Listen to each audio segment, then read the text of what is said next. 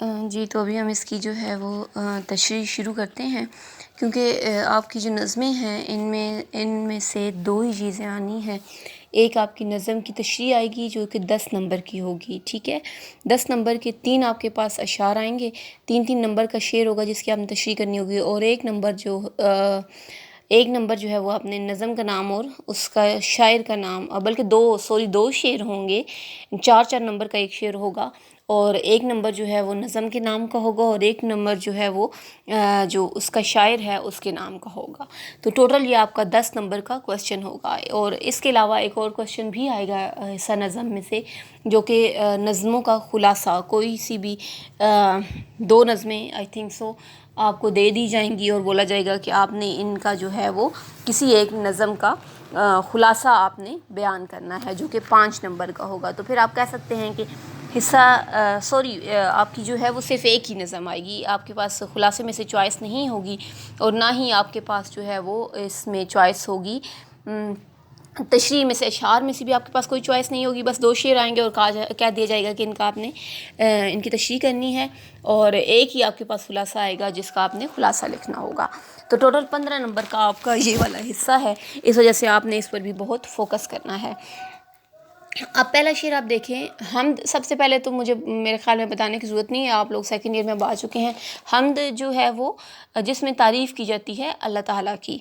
جس نظم میں اللہ تعالیٰ کی تعریف کی جائے اس کو ہم حمد بولتے ہیں۔ اب اس کا آپ پہلا شعر دیکھیں،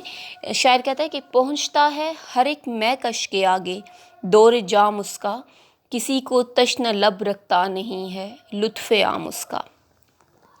اب یہاں پہ آپ پہنچتا ہے ہر ایک مے کش کے آگے۔ مے کش کون ہوتا ہے؟ شراب پینے والا، ٹھیک ہے، شراب پینے والا اس کے جو لفظی مطلب ہے، لیکن یہاں پہ آپ اس سے مراد جو ہے وہ لے سکتے ہیں کہ ہر زیرو، جو ہر وہ بندہ جو سانس لیتا ہے، یا ہر انسان نہیں بلکہ چرند پرند، کیونکہ وہ بھی تو سانس لے رہے ہیں، وہ بھی زندہ ہے، ہر وہ شے جس کے اندر روح ہے، یہاں پر اس کو مخاطب کیا جا رہا ہے کہ دور جام، شراب کے پیالے کی گردش، ٹھیک ہے، ویسے اس کا جو لفظی مطلب ہے دور جام، شراب کے پیالے کی جو گردش ہے، یعنی یہ شراب کا پہنچنا کہ وہ کہاں کہاں تک پہنچ سکتی ہے۔ تشنہ لب مطلب پیاسا۔ اب یہاں پہ اور لطف عام جو ہوتا ہے کہ عام مہربانی، سب کے لیے رحمت۔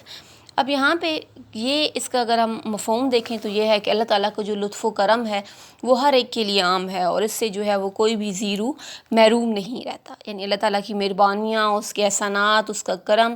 ہر انسان کے لیے، ہر چرند پرند کے لیے برابر ہے، اور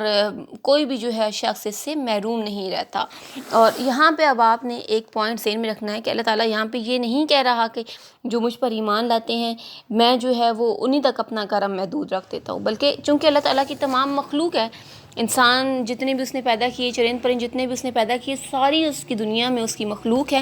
تو وہ اس سے بلا نظر کہ کون جو ہے وہ اس کی عبادت کر رہا ہے اور کون نہیں کر رہا، ہر کسی کو جو ہے وہ رزق اور روزی فراہم کیے جا رہا ہے۔ اب یہاں پہ ایک اور چیز میں آپ کو بتاؤں کہ مے کش، دور جام، تشنہ لب اور لطف عام، یہ 2 لفظوں کو، ایک ہی زبان سے تعلق رکھنے والے 2 لفظوں کو چونکہ ایک ساتھ اکٹھا ملایا جا رہا ہے، ان کو جو ہے وہ اردو میں ہم ترکیب کہتے ہیں۔ ترکیب مطلب جب 2 لفظوں کو اکٹھا ملایا جاتا ہے، 2 لفظوں کو، تو ان کو زیر کے ساتھ ملا دیا جاتا ہے، دور جام، ٹھیک ہے، تشنہ لب، تو 2 لفظوں کو اکٹھا ملایا جا رہا ہے ایک ہی، تو ان کو ہم کیا کہیں گے؟ ترکیب کہیں گے۔ اب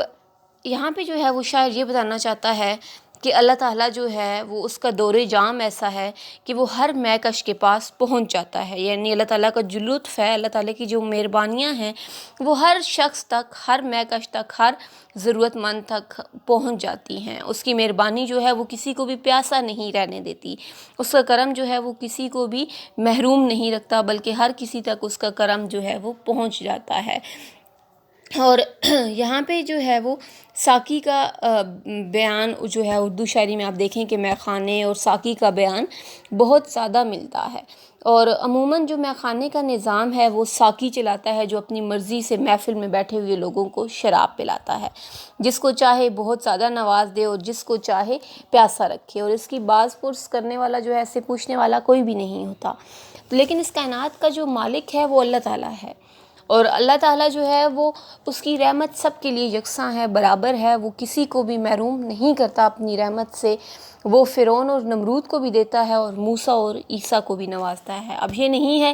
کہ وہ اب عیسیٰ اور موسیٰ جو ہے وہ اس پر ایمان لائے تو ان کو تو وہ جھولیاں بھر کے رزق دے رہا ہے، اور فرعون اور نمرود چونکہ وہ خود اٹھ کے خدائی کے دعوے دار بن گئے ہیں تو وہ ان کو جو ہے وہ اپنے کرم سے محروم کر دے، نو، بلکہ وہ فرعون کو بھی دے گا رزق اور موسیٰ کو بھی دے گا، نمرود کو بھی دے گا تو عیسیٰ کو بھی دے گا۔ اس کی جو عطا ہے وہ تمام لوگوں کے لیے جاری اور ساری ہے۔ مولانا ظفر علی خان جو ہے وہ یہاں پر اسی چیز کا ذکر کر رہے ہیں، اور قرآن پاک میں اگر آپ دیکھیں تو بھی اللہ تعالیٰ جو ہے وہ کیا فرماتا ہے کہ وَرَحْمَتِي وَسَّعَتْ كُلَّ شَيْءٍ، کہ میری رحمت جو ہے وہ ہر شے کا احاطہ کیے ہوئے ہے، میری رحمت ہر شے کا احاطہ کیے ہوئے ہے، کہ میری رحمت ہر چیز کو اپنی گھیرے میں لیے ہوئے ہے۔ جو اللہ تعالیٰ جو ہے وہ اس کی بے پایا نعمتوں میں ہر بندہ برابر کا شریک ہے، وہ سب کی ضرورتیں پوری کرنے والا ہے، کیونکہ وہ قرآن پاک میں خود اللہ تعالیٰ کہتا ہے نا واللہ خیر الرازقین، اور سب سے عمدہ رزق دینے والا کون ہے؟ اللہ تعالیٰ ہے، سب سے عمدہ رزق دینے والا اللہ تعالیٰ ہے۔ اب یہاں پہ آپ دیکھیں کہ میں جو شعر ہے اس کے اکارڈنگ آپ لوگوں کو بتا رہی ہوں آیات وغیرہ، اور اگر میں کوئی اس میں شعر بھی ایڈ کروں گی تو وہ اس کے مطابق ہوگا جو کہ تشریح کو جو ہے وہ زیادہ بہتر بنائے گا۔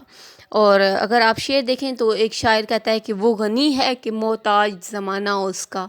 کبھی خالی نہیں ہوتا ہے خزانہ اس کا، کہ اللہ تعالیٰ جو ہے وہ ایسا غنی ہے کہ سارا زمانہ اس کا محتاج ہے، اور اللہ تعالیٰ کا خزانہ جو ہے وہ اتنا بڑا ہے کہ وہ کبھی بھی خالی نہیں ہو سکتا۔ اور اب آپ دیکھیں کہ اس کا لطف و کرم جو ہے وہ صرف آپ کھانے پینے کی چیزوں میں نہ دیکھیں نا، بلکہ جو باقی عام اللہ تعالیٰ کی رحمتیں ہیں اور جو اس کی نعمتیں ہیں، اب سورج بھی اللہ تعالیٰ کی ایک بہت بڑی رحمت ہے، نعمت ہے، بارش اللہ تعالیٰ کی بہت بڑی رحمت ہے۔ اب یہ نہیں کہ اللہ تعالیٰ جو ہے وہ اپنی سورج کی روشنی جو ہے وہ صرف امیر کی کوٹھی تک پہنچاتا ہے، بلکہ وہ ایک غریب کی جھونپڑی میں بھی اس کا سورج جو ہے وہ اسی طرح روشنی دیتا ہے۔ جب وہ بارش برساتا ہے تو وہ غریبوں کی زمینوں پر بھی ویسے ہی ہوتی ہے جس طرح امیروں کے جو ہے وہ گھروں میں ہوتی ہے۔ تو یہاں پہ آپ دیکھیں کہ اللہ تعالیٰ جو ہے وہ محروم نہیں رکھتا، یہاں پہ وہ کافروں کو بھی بارش دیتا ہے اور مسلمانوں کو بھی دیتا ہے۔ وہ کیوں کرتا ہے؟ کیونکہ سب کو پیدا تو اللہ تعالیٰ نے کیا نا۔ تو اب جیسے ہمارے ماں باپ جو ہیں وہ ہم بچے چاہے اولاد ان کی جیسی بھی ہو، لیکن ایسے تو نہیں ہوتا کہ ایک بچہ جو ہے وہ ان کا نافرمان ہے تو وہ گھر سے پکڑ کر اس کو نکال دیں اور کہیں کہ ہم نے تمہیں کھانا نہیں دینا، ہم نے تمہیں روزی نہیں، ہم نے تمہیں جو ہے وہ اپنے گھر میں رہنے کے لیے جگہ نہیں دینی۔ تو اللہ تعالیٰ کا بھی وہی مثال ہے، کیونکہ اور ماں باپ تو ہو سکتا ہے پھر بھی کبھی غصے میں آ کے بچوں کو ڈانٹ دیں اور کچھ جو ہے وہ ایک دن کا کھانا نہ دیں، لیکن اللہ تعالیٰ تو وہ تبھی کہتے ہیں نا کہ 70 ماؤں سے زیادہ پیار کرتا ہے۔ تو اللہ تعالیٰ کبھی بھی اپنا رزق جو ہے وہ اپنے بندے سے نہیں روکتا، وہ کبھی بھی اس کو جو ہے وہ رزق سے محروم نہیں کرتا۔ ایک شاعر کہتا ہے کہ کبھی جو دیر سے لوٹوں تو میری ماں کی طرح، کبھی جو دیر سے لوٹوں تو میری ماں کی طرح، وہ میرے رزق کا حصہ سنبھال رکھتا ہے۔ جی تو سمجھ آیا یہ والا شعر آپ کو کہ کوئی جو ہے وہ جتنا بھی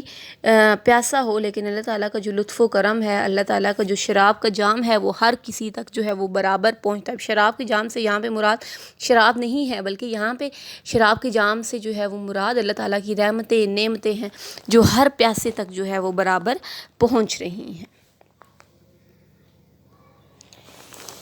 جی دوسرا شعر دیکھیں کہ گواہی دے رہی ہے اس کی یکتائی پہ ذات اس کی،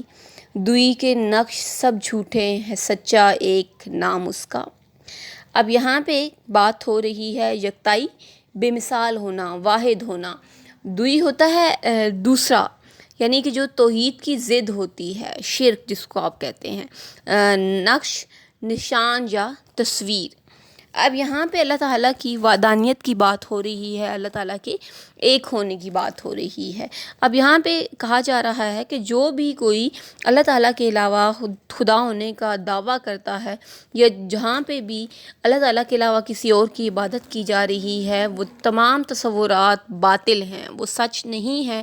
بلکہ صرف اور صرف ایک، اگر اس کائنات کی ایک حقیقت ہے، ایک سچائی ہے تو وہ اللہ تعالیٰ ہے، اس کے سوا جو ہے وہ کوئی بھی نہیں ہے۔ اللہ تعالیٰ کیا ہے؟ وحدہ لا شریک ہے، کہ اس کا کوئی شریک نہیں ہے۔ توحید سے مراد اللہ تعالیٰ کا ایک ہونا ہے۔ اور اگر کسی رنگ ڈھنگ یا آہنگ میں اگر اس کی یکتائی سے متاثر ہو کر کوئی کسی اور کی عبادت کرنا شروع کر دے تو اس کو ہم جو ہے وہ شرک کہتے ہیں۔ اور جو جتنے بھی مذاہب ہیں سب جو ہے وہ توحید کا ہی درس دیتے ہیں، اور جتنے بھی 1,24,000 پیغمبر آئے سب نے آ کر اسی بات کا پیغام جو تھا وہ لوگوں تک پہنچایا کہ اللہ تعالیٰ ایک ہے اور اس کے سوا جو ہے کوئی عبادت کے لائق نہیں ہے۔ کائنات میں جتنی بھی ضروریات ہیں لوگوں کی سب کو جو ہے وہ اللہ تعالیٰ بہتر جانتا ہے، اور اللہ تعالیٰ ہی ساری ضروریات کو پورا کرتا ہے۔ اور ذات کے حوالے سے بھی اللہ تعالیٰ جو ہے وہ یکتا ہے، اور اس کی ذات جو ہے وہ بے مثل ہے، اس کے جیسا کوئی دوسرا نہیں ہے۔ اللہ تعالیٰ جو ہے وہ جسم سے پاک ہے، کل کائنات سے عظیم تر ہے، اور وہ اپنی صفات میں یکتا ہے۔ اس جیسی سماحت کسی کے پاس نہیں ہے، اس جیسی نظر کسی کے پاس نہیں ہے، اس جیسے ارادے کسی کے پاس نہیں ہے۔ وہ اپنی صفات میں بھی یکتا ہے۔ ہاں، وہ اپنی صفات کا کچھ حصہ جو ہے وہ انسانوں کو دیتا ہے۔ اگر اللہ تعالیٰ غنی ہے تو وہ انسانوں سے بھی چاہتا ہے کہ وہ بھی غنی ہو جائیں۔ اگر اللہ تعالیٰ بصیر ہے تو وہ انسانوں سے بھی کہتا ہے کہ تم بھی جو ہے وہ دیکھنے والے بن جاؤ۔ ہاں، لیکن یہ ہے کہ ہمیں جو ہے وہ ایک ذرہ بھی ہم کہہ سکتے ہیں کہ جو اللہ تعالیٰ کی بصارت ہے اس کا ایک ذرہ بھی ہمارے پاس اگر آ جائے تو ہماری زندگیاں جو ہیں وہ سنور جائیں۔ اور پھر قرآن پاک میں اللہ تعالیٰ کہتا ہے کہ اگر کائنات میں خدا کے سوا کوئی اور خدا ہوتا تو اس کا نظام جو ہے وہ بگڑ کر رہ جاتا۔ یہاں پر آپ دیکھیں کہ کائنات جو ہے وہ اس کا نظام ایک مقرر ترتیب سے چل رہا ہے۔ آج تک یہ نہیں ہوا کہ سورج جو ہے وہ اپنے مقرر وقت سے گھنٹہ لیٹ ہو جائے، کہے کہ جی میں آج اٹھا نہیں تھا تو اس وجہ سے میں لیٹ جاگا ہوں تو میں ابھی آ رہا ہوں، یا سورج جو ہے وہ لیٹ جائے کہ میں تو جی تھوڑا سا سست ہو گیا تھا تو میں اب لیٹ واپس جا رہا ہوں۔ ایسا نہیں ہے۔ نہ تو یہ ہے کہ چاند جو ہے وہ 14 کی تاریخ کو پورا ہونے کے بجائے 16 کو پورا ہو، ایسا بھی نہیں ہوتا، بلکہ ہر نظام جو ہے وہ کائنات کا اپنی ایک مقرر ترتیب سے چل رہا ہے۔ اور یہ جو کائنات کی مقرر ترتیب ہے یہ کس چیز کی دلالت کرتی ہے؟ کہ کوئی ہستی موجود ہے جو اس سب نظام کو جو ہے وہ سنبھالے ہوئی ہے، سب نظام کا احاطہ کیے ہوئے ہے۔ امیر منائی کیا کہتا ہے کہ زمانے میں سب کچھ ہے الا شریک، وہی ہے وہی وحدہ لا شریک، کہ زمانے میں سب کچھ جو ہے وہ شریک ہے، سب کچھ جو ہے وہ جو بھی چیز ہے اس سے کوئی نہ کوئی شریک موجود ہے، وہی وحدہ لا شریک، لیکن جو ہے وہ صرف اللہ تعالیٰ کی ذات ایسی ہے جو کہ وحدہ لا شریک ہے۔ اور میر تقی میر بھی خود کہتے ہیں کہ جگ میں آ کر ادھر ادھر دیکھا، جگ میں آ کر ادھر ادھر دیکھا، تو ہی آیا نظر جدھر دیکھا، کہ جہاں بھی جو ہے وہ کائنات میں ہم اگر نظر دوڑائیں تو ہر طرف اللہ تعالیٰ کی نشانیاں جو ہیں وہ بکھری پڑی ہیں۔ اور اللہ تعالیٰ کا ہونا جو ہے وہ اللہ تعالیٰ کا ہونا ایسا ہے کہ کوئی دوسرا ویسے موجود نہیں ہو سکتا، لیکن ہماری نظریں جو ہیں وہ اللہ تعالیٰ کے وجود کا احاطہ نہیں کر سکتی۔